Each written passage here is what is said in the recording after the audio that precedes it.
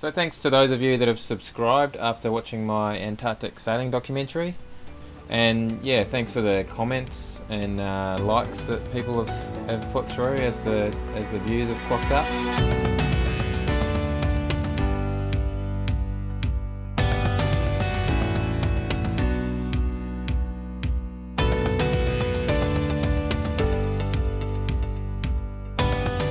If you haven't seen that yet, put a link up the top of the screen there. So obviously you've got, your monohulls and your multi-hulls. Within the multi-hull category, you've got trimarans and catamarans are the two main ones.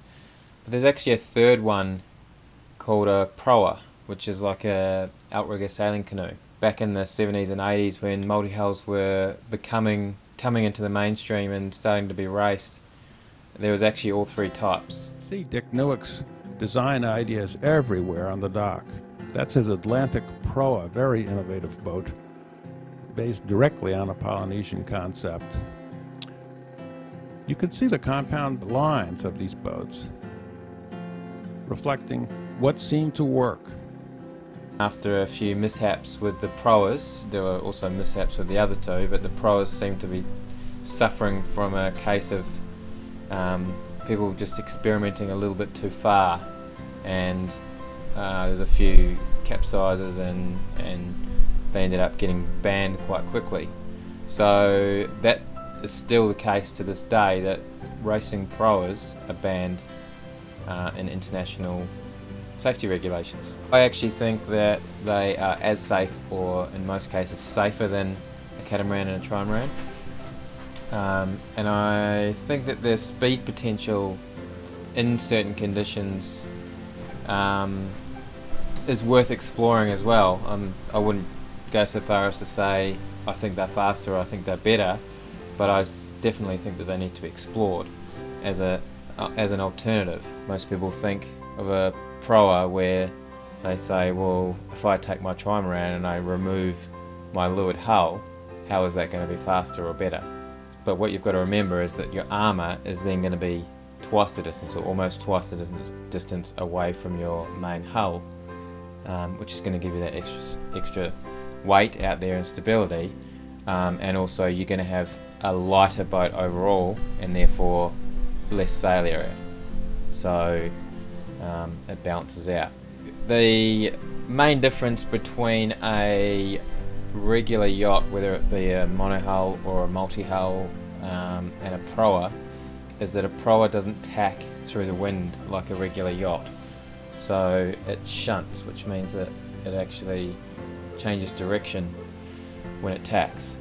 So rather than the bow coming through the wind and then sailing off on the other tack, it'll actually stop, everything will reverse, the sails will come around, the rudders will come around, and then it will sail off in the opposite direction. The biggest complication is getting everything to swap around from end to end. So if you think about a regular yacht has a keel or a centerboard in the middle somewhere, and then you've got a rudder down the back which is steering you. As a proa, you've kind of got to have everythth at each end. So each end is the bow at some point, and each end is the stern at some point. Same with the rig, you've got to be able to rotate that around at least 180 degrees. So it does get quite complicated. You're also obviously limited with your hull shape, because your bow's your stern and your stern's your bow, so you can come up with a shape, but it'll be the same at the front and the back. So there's a lot to get your head around, but I think there's a lot of potential there for a really interesting and potentially fast and safe sailing yacht that's just a bit different to the way things are normally done. So my plan is to build a 26-foot prototype that will be really as modern in design and materials as I can make it within my budget. So I'll be using foam core panel hulls, I'll be using an aluminium mast with high performance F18 catamaran sails, and then some carbon fibre in the foils and whatnot, as much as I can afford basically. In addition to building quite an unusual boat, it'll actually be foil assisted. So I'll have instead of having a pod or a second kind of hull to leeward, which a lot of proas have, to get that extra stability if it starts to go over, I'll have foils to leeward, so lifting foils. And basically the idea with that is that as the boat starts to heel, more foil will end up in the water, and that'll increase the stability. So obviously that will depend on the speed of the boat and many factors like that, but I'll build the foil so that fully submerged it has enough lift to keep the boat upright at very low speeds, like 3 or 4 knots. And you can then feather the sails and get the boat sailing, and the faster you go the more stability you'll have in that regard, and the windward hull will sort of fly hopefully just off the water is the idea. So the idea really with that is to test the theories of whether I can get the boat to sail well and sail fast within the limitations of the proa concept.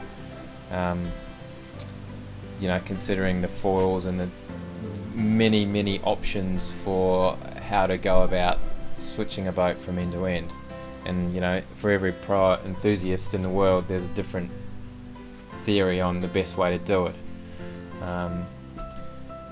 I've got my thoughts on how I want to try it, but ideally I'll try a number of different ways over the next year or two, build some different concepts and just see how they all work, which ones work at all, which ones work well, which ones are fast.